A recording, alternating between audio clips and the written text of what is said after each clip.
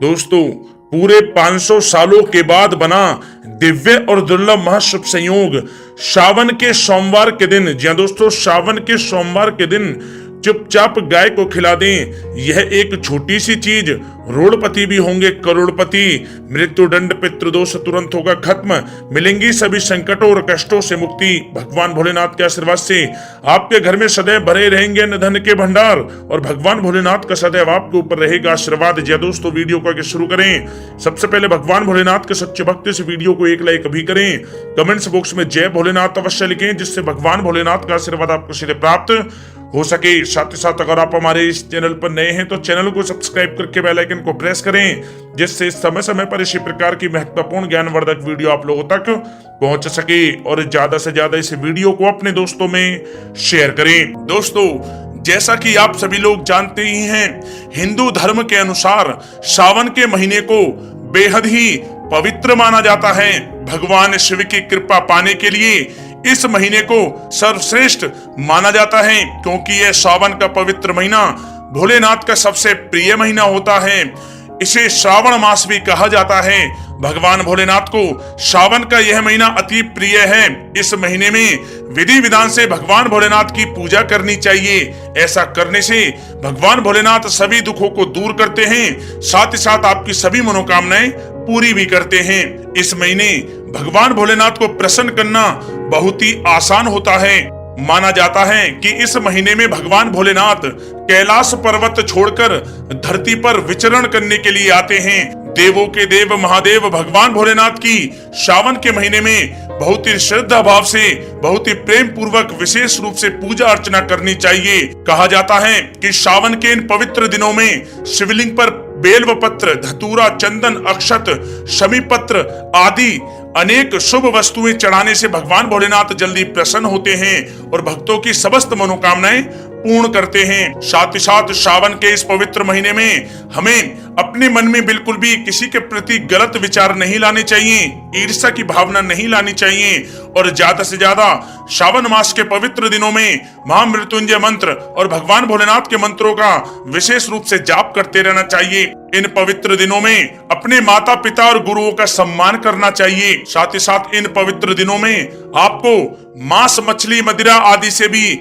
परहेज करना चाहिए। इनका सेवन आपको नहीं करना चाहिए, अन्यथा भगवान भोलेनाथ क्रोधित हो जाते हैं। और साथ ही साथ अगर संभव हो सके तो सावन के इन पवित्र दिनों में अधिक से अधिक अन्न धन का दान करें। भगवान भोलेनाथ बहुत प्रसन्न होते हैं। और साथ ही साथ आपको बता दें कि यदि आप सावन मास के इन पवित्र दिनों में गाय से जुड़े कुछ उपाय कर लेते हैं तो भगवान भोलेनाथ बहुत ही प्रसन्न होते हैं और भक्तों की समस्त मनोकामनाएं पूर्ण करते हैं। चलिए दोस्तों, बात कर लेते हैं गाय से जुड़े कुछ महत्वपूर्ण उपायों के बारे में।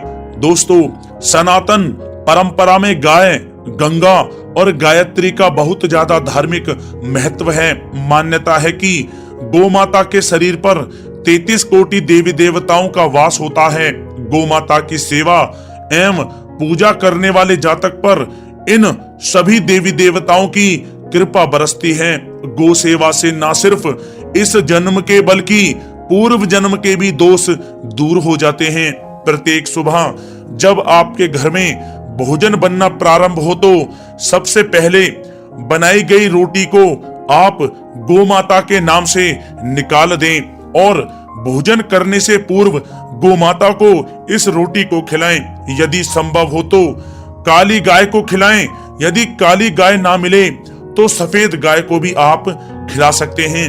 प्रत्येक पूजा और मांगलिक कार्य में गौ माता या उनसे जुड़ी चीजें जैसे गाय का गोबर, गोमूत्र, गाय का दूध अथवा गाय के दूध से बना घी अवश्य शामिल करें। इससे आपको पुण्य फलों की प्राप्ति होगी। सनातन परंपरा के अनुसार जिस घर में गाय होती है उस घर से जुड़े सभी वास्तु दोष स्वतः ही समाप्त हो जाते हैं।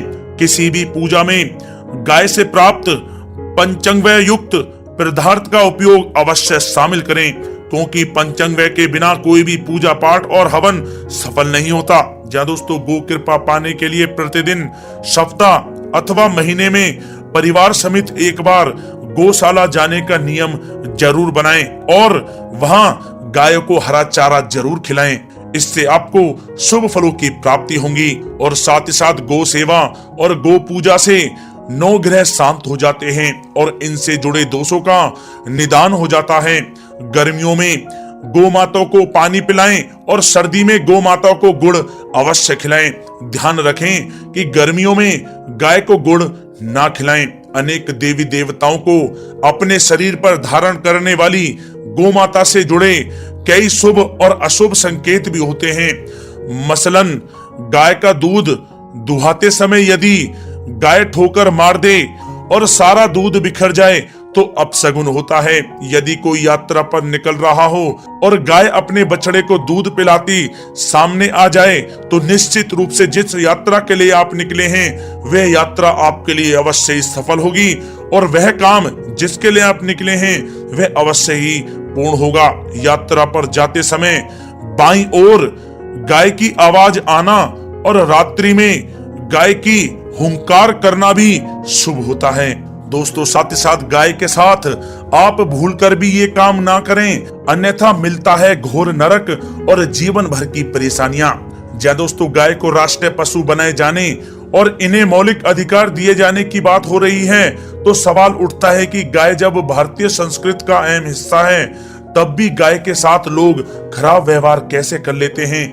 गाय दर दर भटकती रहती है, भरपेट इन्हें चारा तक लोग नहीं देते। गाय जब तक दूध देती रहती है तो उनकी सेवा होती है और जैसे ही दूध देना बंद कर देती है तो लोग इन्हें उनकी किस्मत पर छोड़ देते हैं। सड़कों पर और गलियों में भटकने के लिए ऐसे में गोवंशी जीवों को कोई डंडे से मारता है तो कोई उन पर पानी डाल देता है। कभी वाहनों से इन्हें ठोकर लग जाती है तो कभी बीमार होकर बेचारी ये गाय दम तोड़ देती हैं। ऐसे में जरूरत है इन बातों को जानने की कि गाय को लेकर शास्त्रों में क्या कहा गया है, गाय के साथ आपको कैसा व्यवहार करना चाहिए। या दोस्तों, गाय को कभी भी मारना पीटना नहीं चाहिए। शास्त्रों में गाय को माता का दर्जा दिया गया है। गाय को मारने पीटने वाला माता को मारने पीटने वाले के समान पाप का भागी माना जाता है। ऐसे घरों को नरक लोक में वर्षों तक कष्ट भोगना पड़ता है। अगले जन्म पशु योनि में मिलता है। कथा है कि गौतम मुनि ने गलती से गाय को डंडा मार दिया था जिससे गाय की मृत्यु हो गई थी और इस पाप से मुक्ति के लिए इन्हें वर्षों तक तपस्या करनी पड़ी। भगवान श्री कृष्ण जी ने बैल स्वरूप में आए वृत्तासुर का वध कर दिया था जिससे मुक्ति के लिए भगवान श्री कृष्ण को संपूर्ण तीर्थों को एक कुंड में बुलाना पड़ा और इस कुंड में स्नान से वह पाप मुक्त हो गए थे। या दोस्तों, साथ ही साथ जो लोग पानी पी रही गाय को भगाते हैं वे घोर पापी के भागी बनकर नरक भोगते हैं, ऐसा पुराणों में बताया गया है। जबकि जो लोग गाय के लिए प्याऊ और चारा घरा बनवाते हैं वह महाभाग्यवान होते हैं।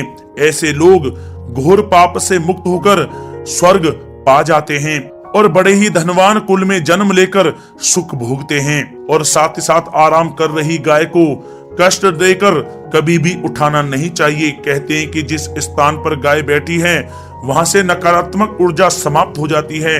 गाय के बैठने की जगह को जो लोग नियमित साफ रखते हैं वे पूर्व जन्म में किए गए जाने अनजाने में पापों से मुक्ति हो जाते हैं और गोलोक में स्थान पाते हैं। गाय को डंडा मारकर उठाना, पानी डालकर उठाने से मनुष्य पाप का भागी बनता है और अगले जन्म में उसे दर दर भटकना पड़ता है। और साथ ही साथ शास्त्रों में बताया गया है कि गाय का दूध उसके बछड़े के लिए होता है। गाय के बछड़े से बचा हुआ दूध ही मनुष्य को लेना चाहिए, लेकिन कुछ लोग एक बार गाय को दूह लेने के बाद फिर से बछड़े के लिए बचा हुआ दूध भी दूह लेते हैं। ऐसा करना घोर पाप कहा जाता है। ऐसे दूध को दुहाने वाला और ग्रहण करने वाला दोनों ही पाप के भागी बन जाते हैं। दोस्तों, साथ ही साथ शास्त्रों में कहा गया है कि गोवंश यानी गाय और बैल के पीठ पर नहीं बैठना चाहिए। इनके पीठ पर बैठने से महापाप लगता है। ऐसे लोगों को नरक की यातना भोगनी पड़ती है। एकमात्र महादेव के अंश के उत्पन्न नंदी ही गोवंशी हैं, जिस पर स्वयं महादेव और महादेवी सवारी करती हैं, क्योंकि नंदी ने स्वयं अपनी इच्छा से महादेव की सवारी बनना स्वीकार किया था। और साथ ही साथ शास्त्रों में गाय के दान को बहुत ही महत्व दिया गया है, लेकिन ऐसी गाय का दान कभी नहीं करना चाहिए जो बूढ़ी और बीमार हो। कठोपनिषद में नचिकेता की कथा भी इस संदर्भ में है कि जिस नचिकेता ने पिता द्वारा बूढ़ी गाय को दान करने पर आपत्ति जताई थी, दूध देने वाली और बछड़े सहित जो लोग गाय का दान करते हैं वह महान पुण्य को प्राप्त करके स्वर्ग में स्थान पाते हैं। दोस्तों, साथ ही साथ सूर्य, चंद्र, मंगल या शुक्र की युति राहु से हो तो पितृ दोष होता है। यह भी मान्यता है कि सूर्य का संबंध पिता से एवं मंगल का संबंध रक्त से होने के कारण सूर्य यदि शनि, राहु या केतु के साथ स्थित हो या दृष्टि संबंधी हो तथा मंगल की युति राहु या केतु से हो तो पितृ दोष होता है। इस दोष से जीवन संघर्षमय बन जाता है। यदि पितृ दोष हो तो गाय को प्रतिदिन या किसी भी एकादशी को या किसी पूर्णिमा के दिन या अमावस्या को रोटी, गुड़, चारा आदि खिलाने से पितृ दोष समाप्त हो जाता है। साथ ही साथ देसी गाय की पीठ पर जो ककुद कुबड़ होता है वह बृहस्पति गुरु हैं, अतः जन्म पत्री में यदि बृहस्पति अपनी नीच राशि मकर में हो या अशुभ स्थिति में हो तो देसी गाय के इस बृहस्पति भाग एवं शिवलिंग रूपी कुबड़ के दर्शन करने चाहिए।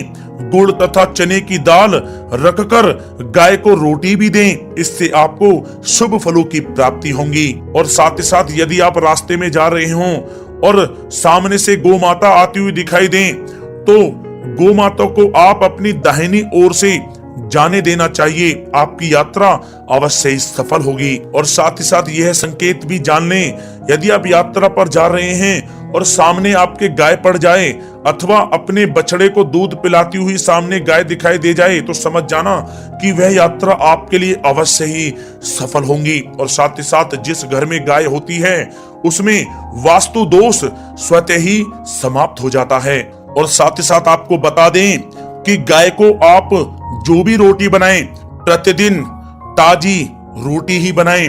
गाय को अगर आपने रोटी बनाई है तो कोशिश करें कि उस रोटी को आप तुरंत ही गाय को दे दें। अगर आप उस रोटी को रख देंगे और उस रोटी को अगले दिन देंगे तो वह रोटी बासी मानी जाएगी। गाय को कभी भी बासी रोटी ना दें, इससे घर में नकारात्मक ऊर्जा वास करती है और जो भी कार्य आपके बनने वाले होंगे वह कार्य भी आपके बिल्कुल भी नहीं बनेंगे।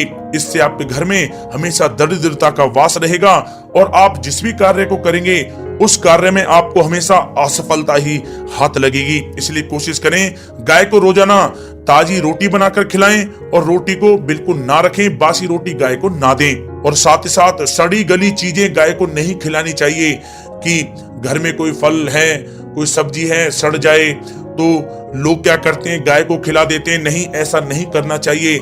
ऐसा करने से यदि आप गाय को खिलाते हैं तो और आप पाप के भागी बन जाते हैं। आप बिल्कुल भी सड़ी गली चीजें गाय को ना खिलाएं। और साथ ही साथ आप आटे की 11 लोइयां बनाकर उनके ऊपर हल्दी लगाएं। इसके बाद आप उन 11 लोइयों को एक एक करके गाय को खिलाएं। प्रत्येक लोई को खिलाते समय गाय के सींगों पर आप हाथ फेरें, पीठ पर हाथ फेरें, मस्तक पर हाथ फेरें, माता गाय के आप चरणों के स्पर्श करें। जहां दोस्तों ऐसा करने से आपके समस्त कार्य बनने लगेंगे। जो दुख का समय चल रहा है वह भी समाप्त होगा। आपके जीवन में खुशियां खुशियां होंगी। और एक बार आप 7 बार गाय की परिक्रमा भी कर लें तो आपके समस्त कार्य पूर्ण होंगे। और साथ ही साथ आप गाय को जब भी रोटी दें, रोटी पर या तो आप थोड़ी हल्दी लगा लें या थोड़ा गुड़ रख लें। अगर गुड़ ना हो तो आप थोड़ा मिश्री रख सकते हैं, थोड़ा घी रख सकते हैं। जहां दोस्तों गाय को कभी भी सूखी रोटी ना खिलाएं। सूखी का मतलब गाय की जो रोटी रखें खिलाएं उस पर कुछ ना कुछ रख कर खिलाएं। हल्दी रख लें, गुड़ रख लें, मिश्री, घी या जो भी रख लें, मतलब खाली रोटी नहीं खिलानी है। ध्यान इस बात का रखें, जब ही आपको शुभ फलों की प्राप्ति होगी। जी हाँ दोस्तों, ये थे गाय से जुड़े कुछ महत्वपूर्ण उपाय, कुछ बातें जिन्हें आपको ध्यान में जरूर रखना चाहिए। या दोस्तों वीडियो अच्छी लगी हो तो वीडियो को लाइक करें, ज्यादा से ज्यादा अपने दोस्तों में शेयर करें, चैनल पर नए तो सब्सक्राइब करें। जय गौ माता।